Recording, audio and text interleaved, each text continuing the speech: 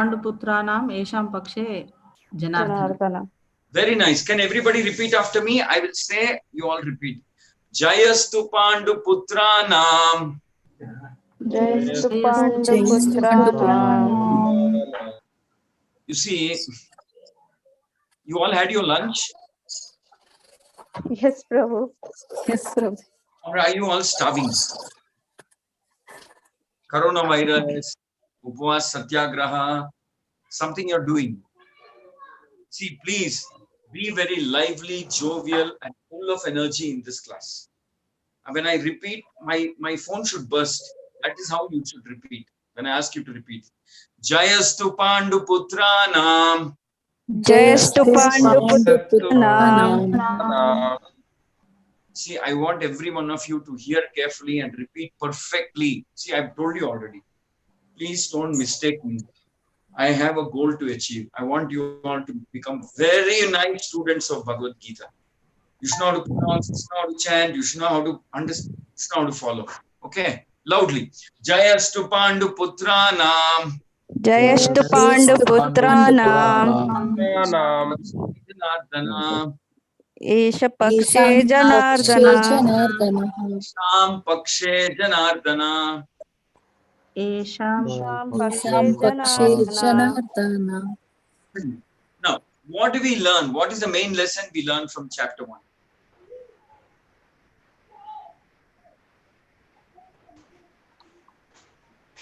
That Arjuna was in a confusion of not taking up the war. That was the main this thing. Due to the compassion that he was held up and he was unable to take up the decision. What did he do?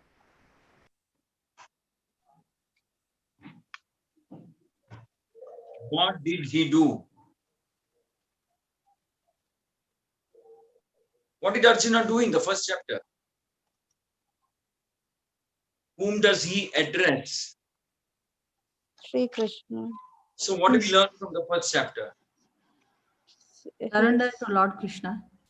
Exactly. When in doubt, when in confusion, when you don't know what to do, go back to the Bhagavad Gita, go back to Krishna, pray to him, read Bhagavad Gita, follow the instructions in the Bhagavad Gita. Is this clear? Just as Arjuna is doing. Whatever be the problem, however complex it may appear, don't try to solve on your own. Go to Krishna, speak to him, explain to him, and read the Bhagavad Gita. And there are representatives of Krishna called Guru. They will explain to you how to understand the instructions of Krishna and how practically to implement them in your life. Is that okay? So when in trouble, what should we do? We should surrender to Krishna. Yeah. How does surrender begin? Surrender begins by inquiring from Krishna, asking Krishna, reading Krishna's instruction, trying to understand them, and then following instructions of Krishna. Okay? So thank you very much. Shall we move to chapter 2? So can somebody read the translation loudly once more? Yes. Seeing Arjuna full of compassion and very sorrowful, his eyes brimming with tears, Madhusudana Krishna spoke the following words. Seeing Arjuna full of compassion.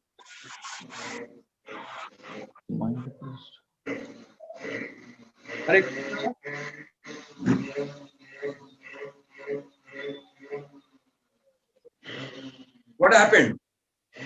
Seeing Arjuna full of compassion and very sorrowful, his eyes brimming with tears, Madhusudana Krishna spoke the following words. Okay, very nice. What happened?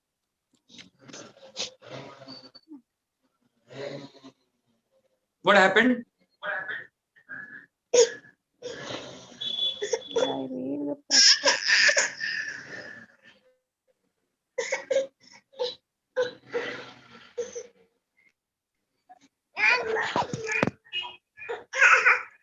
Hare Krishna, what happened? Prabhu, should we read the purport, Prabhu? Yes, carry on. Read the purport. Material compassion, lamentation, and tears are all signs of ignorance of the real self. Compassion for eternal soul is self-realization. The word Madhusudana is significant in this verse. Lord Krishna killed the demon Madhu, and now Arjuna wanted Krishna to kill the demon of misunderstanding that had overtaken him in the discharge of his duty. No one knows where compassion should be applied. Compassion for the dress of a drowning man is a senseless. A man fallen in the ocean of nescience cannot be saved simply by rescuing his outward dress, the gross material body. One who does not know this and laments for the outward dress is called a Shudra, or one who laments unnecessarily. Arjuna was a Kshatriya, and this conduct was not expected from him.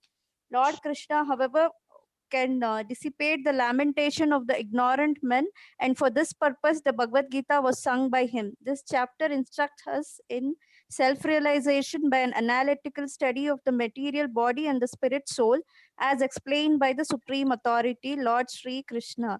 This realization is made possible by working with the fruitive being situated in the fixed conception of the real self. Okay. So here, basically, Arjuna is using one more name of Krishna called Madhusudana because Krishna is famous as a person who killed the Madhu demon. Someday we will hear that story separately, the story of how Krishna killed the Madhu demon. And that's how he got the name Madhusudana. So, but the main point that is being made by Srila Prabhupada is that Arjuna seems to show compassion, but Prabhupada is asking, is it, do we show compassion at a time when we have to show sternness or being firmness, or do we show compassion at a time when the situation demands that we take a firm, correct, strong stance? There is a time when we have to show compassion. Let's not deny it. But there is a time when we have to be firm. There is a time when we have to act tough. And there is also a time when we have to punish. A society, normal society, we go through these different situations. So at a time when we have to show compassion, we should not punish. And at a time when we have to give punishment, we cannot show compassion. Because both of them would be wrong. A surgeon has to see that, okay, the patient is very diseased, I have to do surgery, remove the cancerous cells or something like that. At that time, he cannot show compassion. If I do the surgery, maybe it will hurt that patient too much. He or she will suffer from pain, etc. No. Similarly, when in a society, somebody needs to be corrected firmly or handled in a firm manner, that has to be done. There is a stage for everything. There is a situation. According to that, we have to act. So Prabhupada is saying, wrong time we show compassion, that may not be the best thing, either for the person or for the society or for dharma. So basically, Prabhupada is explaining that we should have a view which is dictated by dharma and not by our feelings alone. Feelings are important, I'm not denying that. But everything cannot be done only by feeling. When the time has come for punishment, punishment has to be done. When a time has come for rewarding somebody, a reward has to be given. When a time has come to warn somebody, warning has to be given. So whatever is appropriate, we have to do. That is the point of Bhagavad Gita. So we can't apply the same principle of compassion or kind-heartedness or forgiveness all time, all situations to all.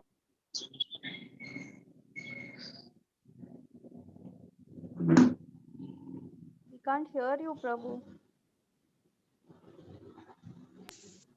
All right. So any questions? See, until this verse is over, Krishna has not yet started speaking. There were 46 verses, I think, in the first chapter. Then the second chapter, one verse is over. Krishna has not yet started.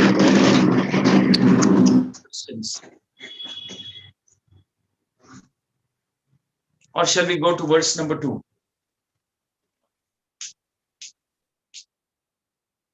Any doubts, any questions, any comments?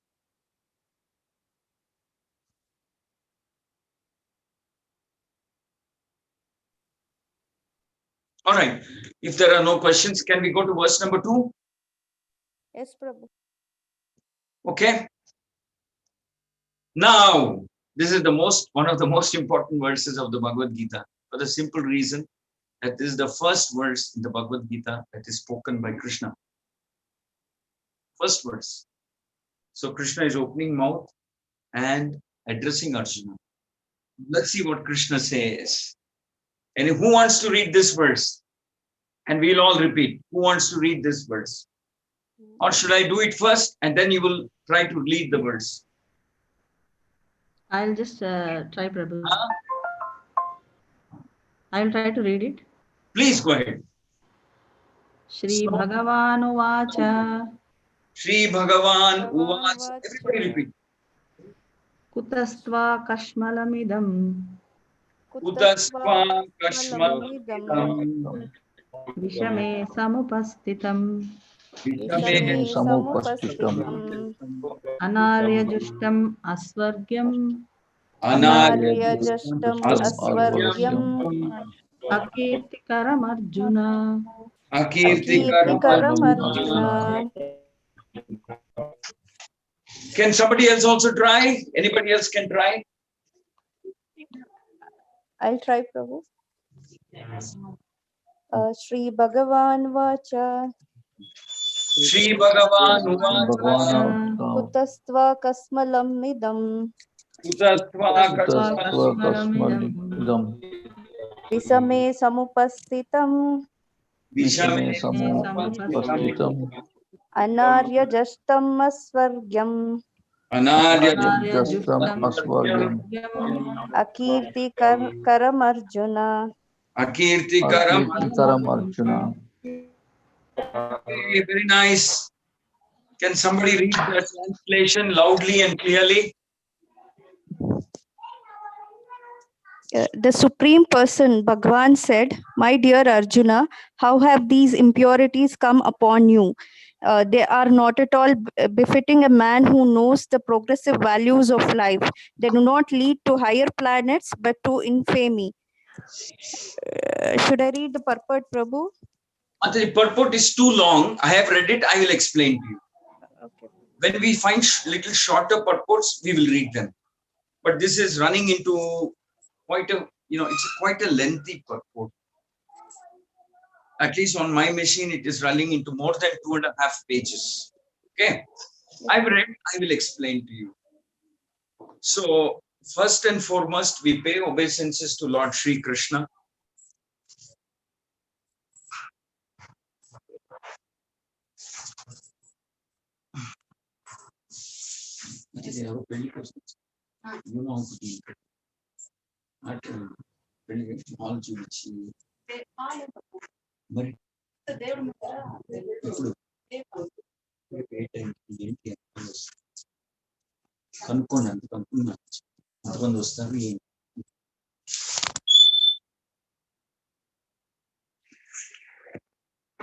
Hare Krishna.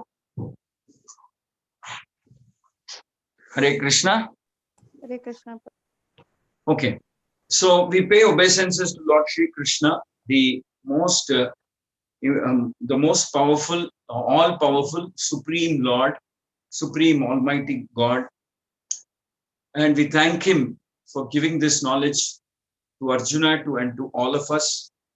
We thank him for appearing in this world in the form of Giridhari, in the form of Jagannath, in the form of Ranganatha, in the form of Guruvairappan, in the form of Sri Lord Venkateshwara. We thank him. We thank the Lord for showing so much love, compassion to Arjuna and to all the devotees also. And we thank Lord Krishna for explaining the process of bhakti, jnana, karma, all the yoga systems so clearly. We also thank the Lord for explaining to us that in different yugas, what is the process to be followed so that we can please him. We also thank the Lord for explaining to us so clearly what we have to do in Kali Yuga. We also thank the Lord. We also thank the Lord for making the process of bhakti very simple, very easy, very straightforward, very easy in this age of Kali Yuga. So with this prayer, we will now start analyzing, trying to understand the Bhagavad Gita, in the Krishna's message as it comes out in the Bhagavad Gita. This is the first verse he's speaking. So before we analyze the verse, I would like to chant a mantra that glorifies Krishna. So I want all of you to repeat also. Every time we begin, we will chant one or two mantras, so you will become familiar. Hey Krishna Karuna Sindhu. Hey Krishna Karuna Sindhu. Everybody please repeat. Hey Krishna Karuna Sindhu. Hey Krishna Karuna Sindhu. Dinabandhu Jagatpate. Dinabandhu Jagatpate. Dinabandhu Jagatpate. Dinabandhu Jagatpate. Gopesha Gopika Kanta. Gopesha Gopika Gopesha Gopika Kanta. Gopesha Gopika Radha Kanta Namostute. Radha Kanta Namostute. Radha Kanta Namostute. Radha Kanta Namostute. Okay. So this is a prayer thanking Krishna, glorifying Krishna. This is the way in which we approach Bhagavad Gita. Gratitude, appreciation, and thankfulness to Krishna. Is that clear? Yes, Prabhu. And we don't want to read Bhagavad Gita simply to become scholars. We want to read Bhagavad Gita because all of us want to be blessed by Krishna, protected by Krishna, and receive blessings from Krishna. That is our mood. That is our goal. So that's the mood in which we study the Bhagavad Gita. Not just to become scholars, but to become devotees of Krishna, to be protected under the lotus feet of Krishna, to be very safe and secure under the lotus feet of Krishna. Yes or no? Yes, Prabhu. Yes. Yes, Prabhu. So let us see what Krishna says in this verse. Krishna is saying,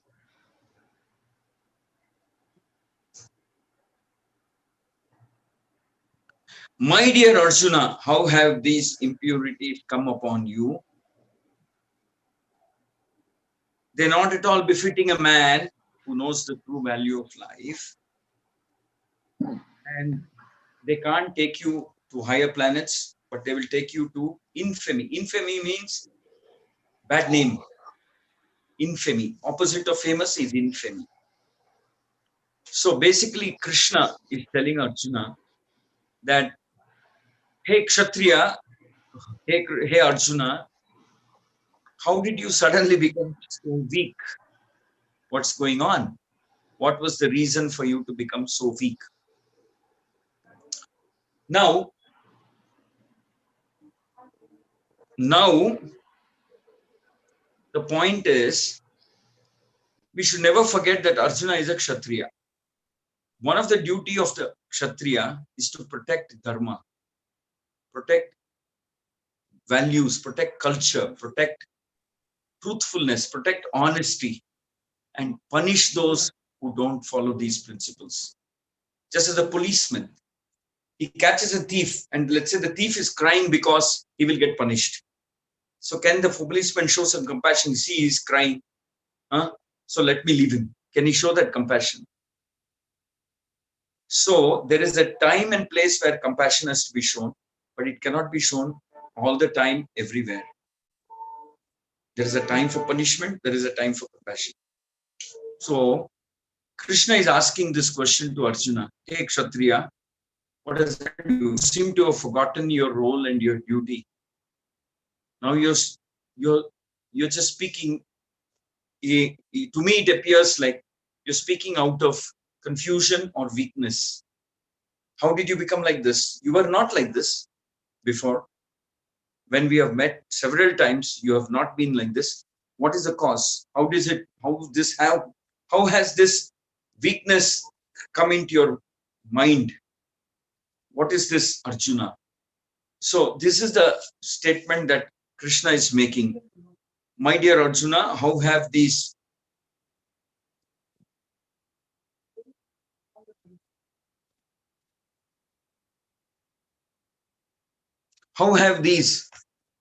weaknesses come into your mind? Now, in the purport that Srila Prabhupada has written, the first thing that Prabhupada writes, which is so nice, which is so inspiring to all of us, Prabhupada writes that I'm taking this trouble to translate the Bhagavad Gita and presenting it to all of you, because the speaker of this Bhagavad Gita is the Supreme Lord. He's not some ordinary person. He's not a great thinker. He's not a poet. He's not a philosopher. He's not just a philosopher. He's not just a friend of Arjuna. He's not just a guide of Arjuna. He's not just the advisor of Arjuna. It is spoken by Krishna. And the first line, the line before Bhagavad Gita, the word starts, it says Sri Bhagavan Uvacha. So Prabhupada explains the meaning of the word Bhagavan. Bhagavan means the Supreme Lord, who owns this world, controls this world, manages this world. And when the cycle of creating this world is supposed to end, he will dissolve this world. So Prabhupada explains the word Bhagavan. And he also says Bhagavan means that person who is the richest, who is the most famous, who is most knowledgeable, who is most beautiful, who is strongest. So there are 6 qualities that the Lord has.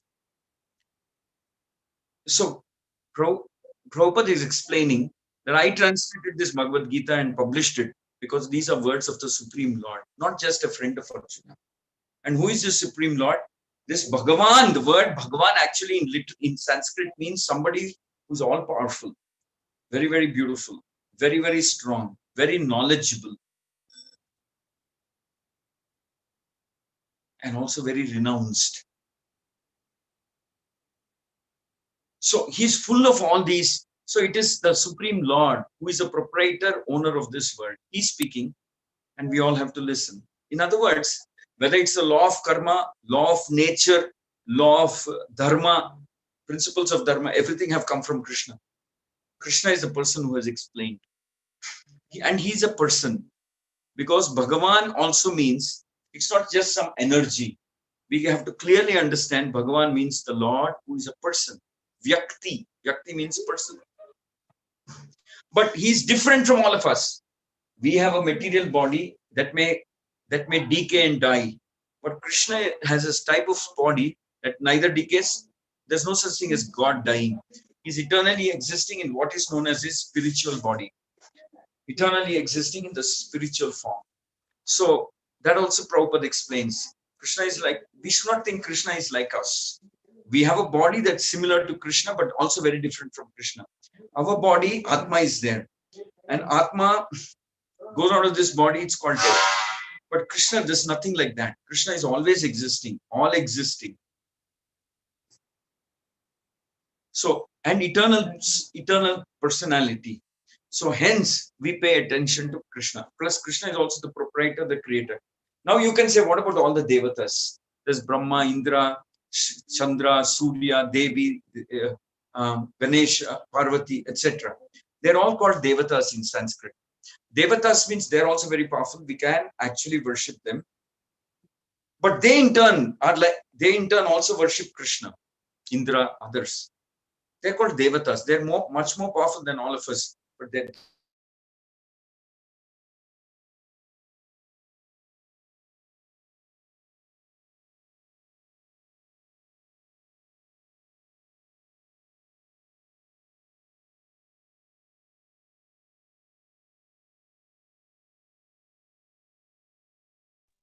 so that is the personality of.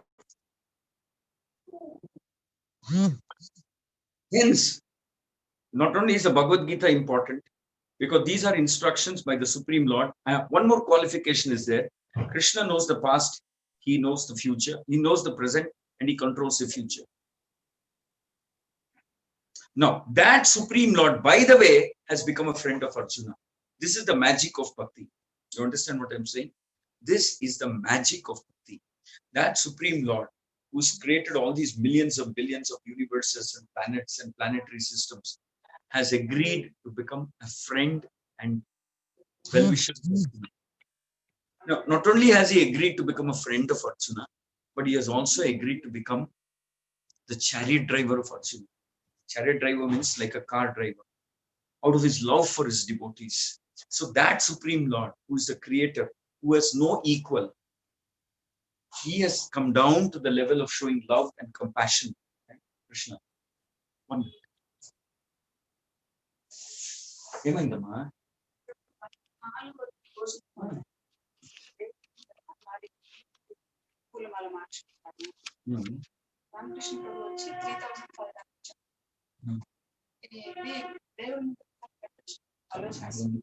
పట్టణి ఉంది గాలెండ్స్ exchange చేసుకోవచ్చు.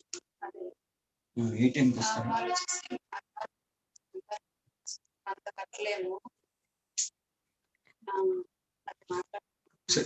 ఎంత వస్తాయి మనకు తెలిసిన వాళ్ళు అయితే మనం careful. సరే. So that Supreme Lord has agreed to become a friend of Arjuna. All right. Now this is the magic of bhakti. And I'll tell you something. Now it's not that Krishna has become a friend of Arjuna, hence none of us have a chance to become friends of Krishna. No, it's not like that. The key element is bhakti. If we also develop this kind of faith that Arjuna had, the kind of love that Arjuna showed, kind of what shall I say, trust that Arjuna had on Krishna, if we also develop that kind of respect that Arjuna had for Krishna, and if we also decide exactly like Arjuna decided that we will also follow the instructions of Krishna, then we also become friends of Krishna. We also become. This is the beauty of bhakti. Krishna is available. Krishna's doors are open. His heart is open. It's for us to go and build a friendship with Krishna. So Prabhupada is establishing the ground rules. So the first ground rule is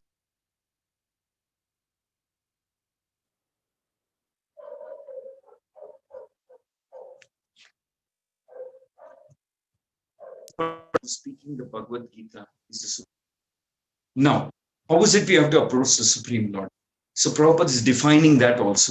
Prabhupada is saying we approach the Supreme Lord's instructions with respect.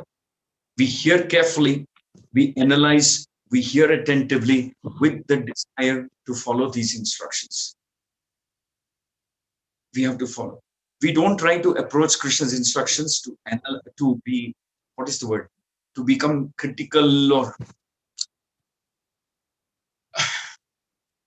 so then we don't understand that this Supreme Lord, actually our future, our karma, our destiny are in Krishna's hand,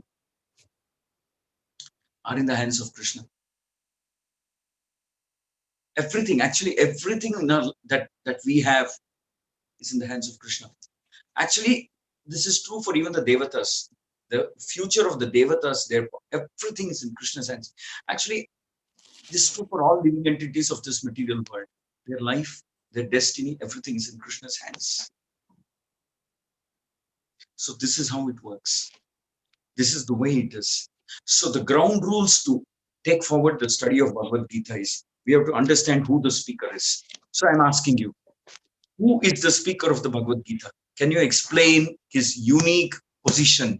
Can anybody try to answer? Shri Krishna. Shri Krishna is the speaker of the Bhagavad Gita. Now, can you explain what is his special position in this material world?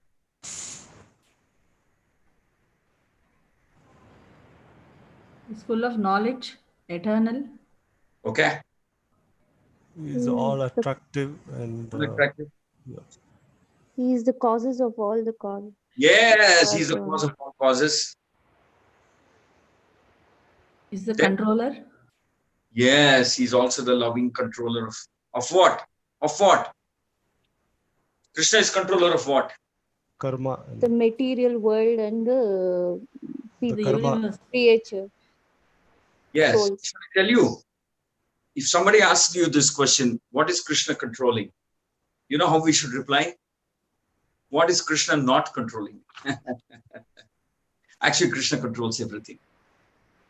He controls the sun, the moon, the devatas, the wind god, the rain god, the sun god, the moon god, the Bhudevi. All the living entities of this universe are controlled by Krishna. Controlled by Krishna. He is that's supreme controller, means there's no control above him. All right, good. Now, what is the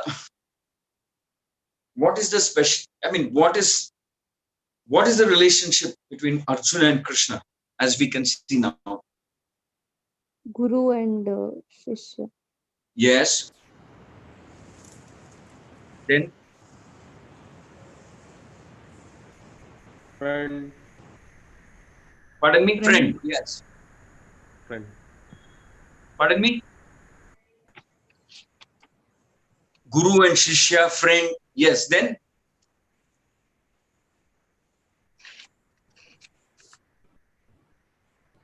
tell me. Prabhuji, the Lord and his devotee. Yes, the Lord and his devotee. Very nicely said. Thank you. Then Thank you. Master and servant. master and servant. Very nice. Anybody else? What is the relationship between Krishna and Arjuna?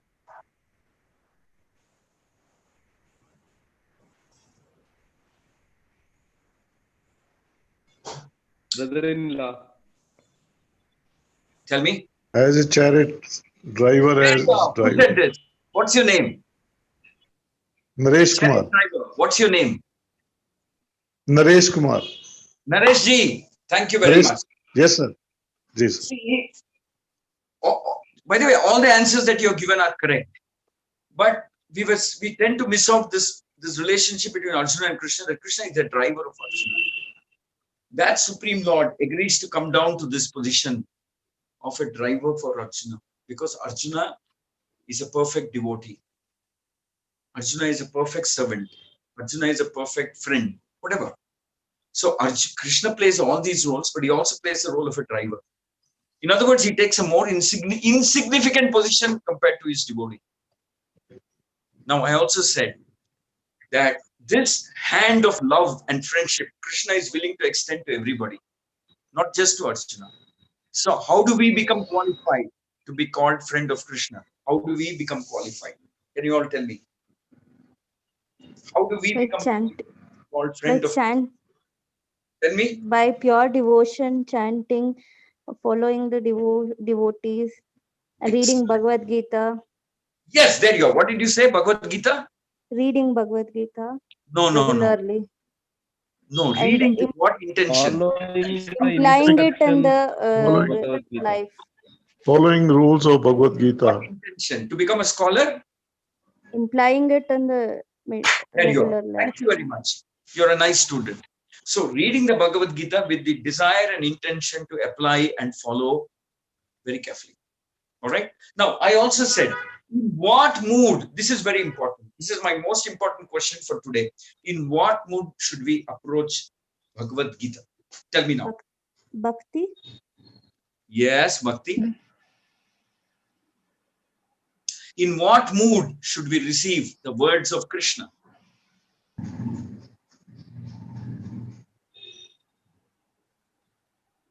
Tell me.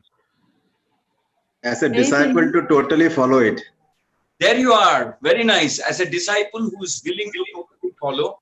Excellent answer. Was that Ram Brahman? Yes, Prabhuji. Thank you. Next. You have to surrender to the transcendental knowledge. Excellent. You have to surrender. Next. Without expecting the fruitive. Without expecting what? Without expecting anything, like No. Actually, you've given a correct answer, but I'm telling you one more thing. It's okay. You can expect that if I follow Bhagavad Gita, I follow the instruction of Krishna, I will get Krishna's protection. It's okay. You can expect that. It's not wrong. You understand what I'm saying? Yes, yes. If I follow, then I'll be protected by Krishna. See, it's like this. If I follow all the laws of the government, then I'll be protected by the government. Like that. Similarly, I follow the instructions of the Bhagavad Gita, I will be protected by Krishna. Yes, very nice answer. Any other answer? In what mood should we approach the Bhagavad Gita? Having full faith. Who said this? Who is speaking? Meera, Guruji. Very nice answer. Full faith. Thank you very much. Okay. Now Thank can I summarize, or anybody wants to add something? In what mood should we approach the Bhagavad Gita? I mentioned this. I spent about 5 minutes explaining in what mood we should. As soon as Krishna spoke, I stopped and I said, we should be. I did this. We should be thanking Who said this? Yashi from Indore. Huh? Yashi. Yashi, thank you. You got it. See, okay. Can I summarize? You want to add something else? Anybody? In what mood should we hearing the Bhagavad Gita?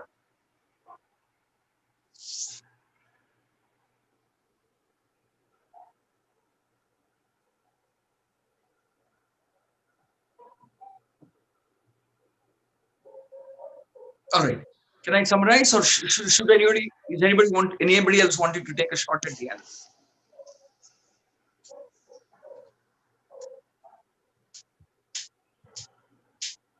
All right. So I mentioned that we should be grateful to Krishna for having spoken. We should be very thankful to the Lord.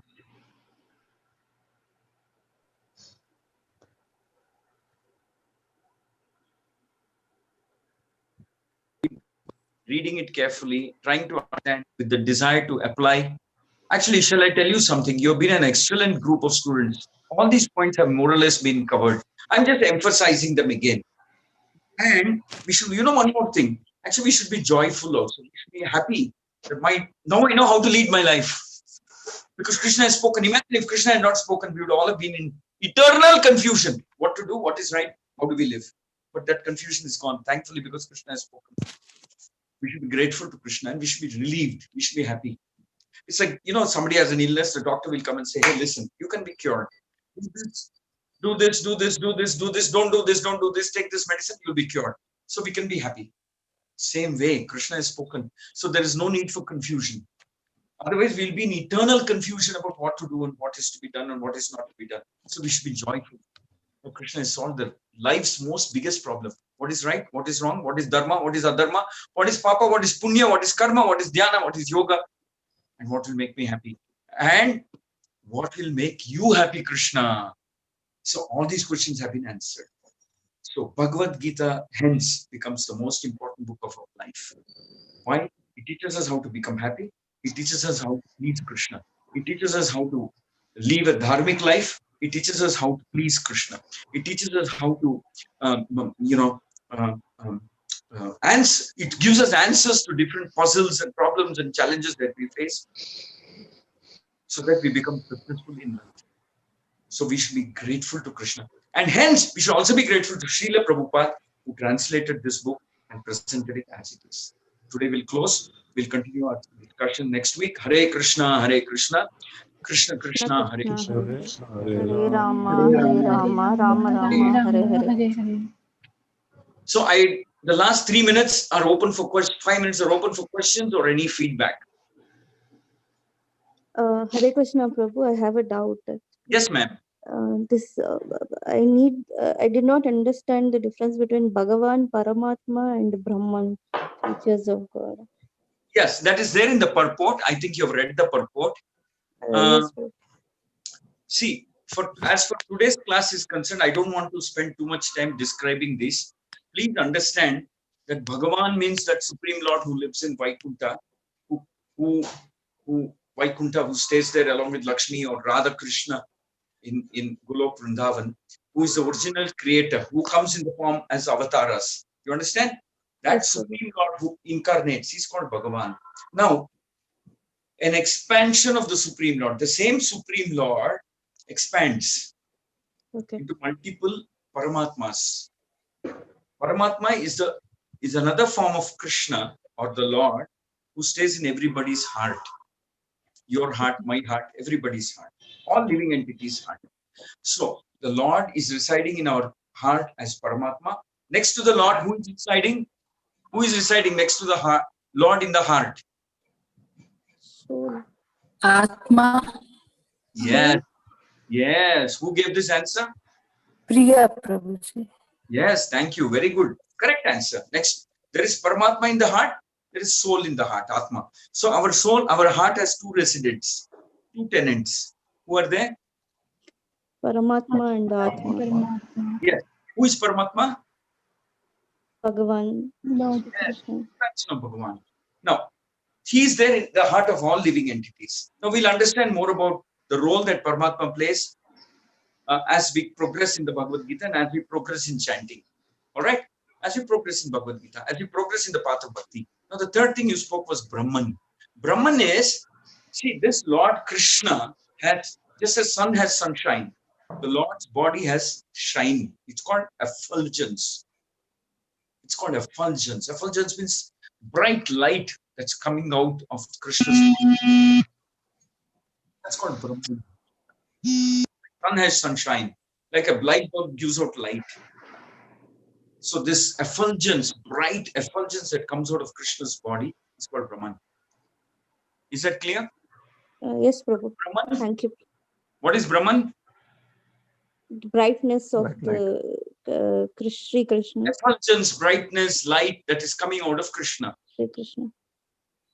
Who is Paramatma? The soul and the Mataji, who is Paramatma? Who resides in the heart. This one. Yes, who is he? Who is he? Yes, he is an expansion of Krishna. Of Krishna. okay. And where does he stay? In Heart of everybody. all human beings. In Yes, on everybody's heart. everybody's heart. Who is his neighbor? Who is a co-tenant? Soul. Soul. Now, who is Bhagavan Krishna? He is the Paramatma and the one more. No. Yes. No, Is the see, absolute truth. let me explain. The original form is Krishna.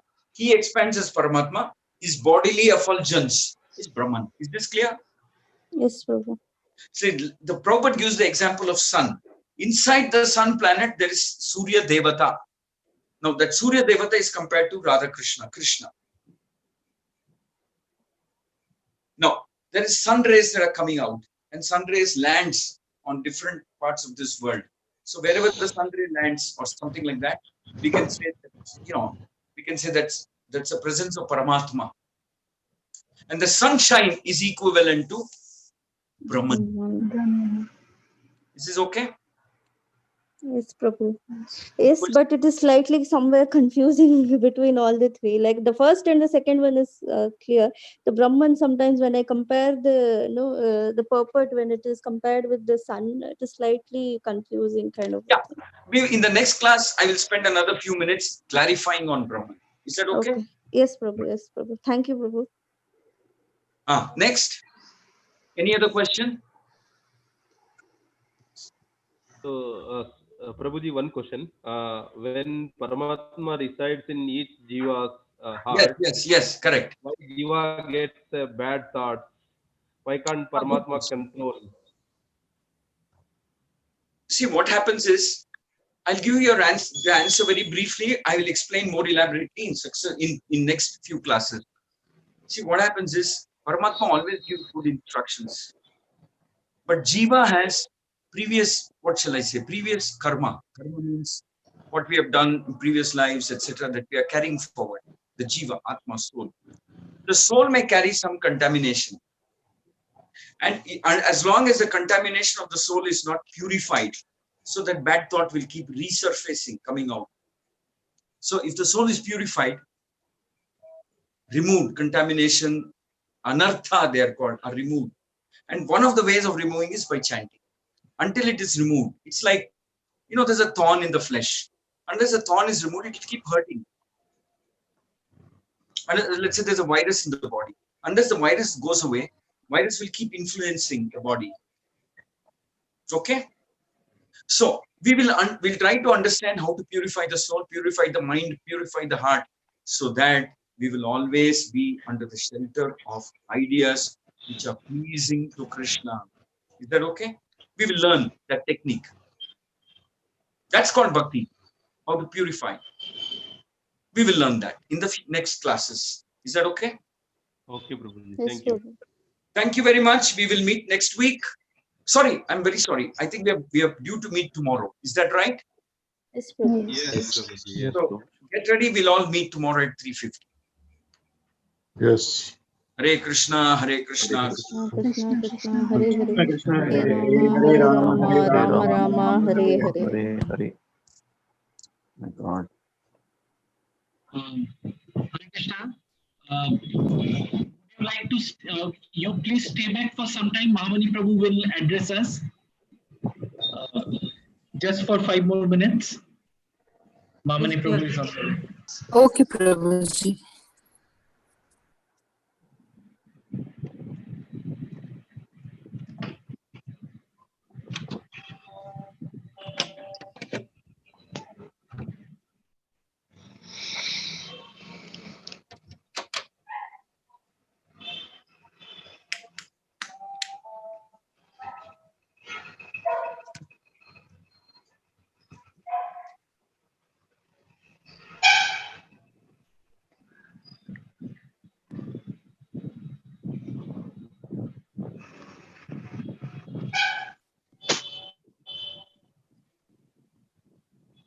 Hare Krishna devotees, Hare can you all Krishna. hear me?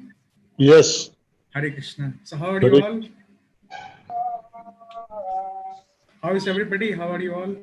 Fine, All sir. well, Prabhu. fine. Hare Krishna. Okay. Good, Prabhuji. Krishna Okay. Prabhu. So generally Saturday I take, but